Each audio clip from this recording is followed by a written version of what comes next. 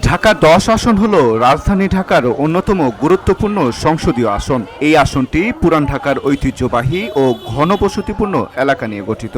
ইতিহাস, সংস্কৃতি, ব্যবসা ও রাজনৈতিক গুরুত্ব সব দিক থেকেই ঢাকা ১০ একটি ব্যতিক্রমী আসন। এখানে বসবাস করে শ্রমজীবী মানুষ, ক্ষুদ্র ব্যবসায়ী, পুরান ঢাকার ঐতিহ্যবাহী পরিবার থেকে শুরু করে নতুন প্রজন্মের তরুণ সমাজ।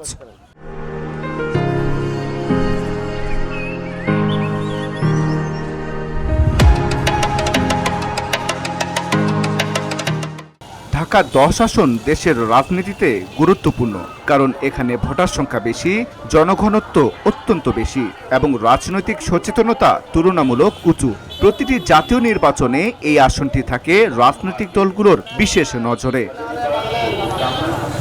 ঢাকা ১০ আসনে হেভিওয়েটের প্রার্থীরা হলেন শেখ রবিউল আলম, যিনি বাংলাদেশ জাতীয়তাবাদী দল বিএনপির ধানের শীষের প্রার্থী। অন্যদিকে ১১ দলীয় জোট সমর্থিত দাঁড়িপাল্লার প্রার্থী জসিমউদ্দিন সরকার। ঢাকা ১০-এর ভোটাররা আজ আর স্লোগানে বিশ্বাস করেন না, তারা জানতে চান দুর্নীতি নির্মূল হবে কবে, জলাবদ্ধতার স্থায়ী সমাধান হবে কবে, কর্মসংস্থান আর নিরাপত্তা দেবে কে। এই নিয়ে ভোটাররা জানালেন তাদের নির্বাচনী চিন্তাভাবনা। আমি এমন একজন প্রতিনিধি চাই যে সর্বদাই জনগণের পাশে, আপদে বিপদে সবসময় দূরে এবং চোর সন্ত্রাস যারা আশ্রয় প্রশ্রয় না দেয় এমন একটা সরকার আমি চাই।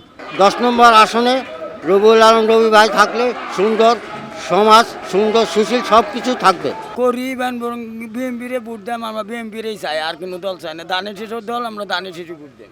আমরা তো চাই বিএমপি, কারণ আমরা অনেক ১৭ বছর অনেক দুর্ঘটনা করছি, দৌড়ছি, অনেক দোয়ানি করছি, আমরা টেয়া দিতে দিতে ভালো লাগে না।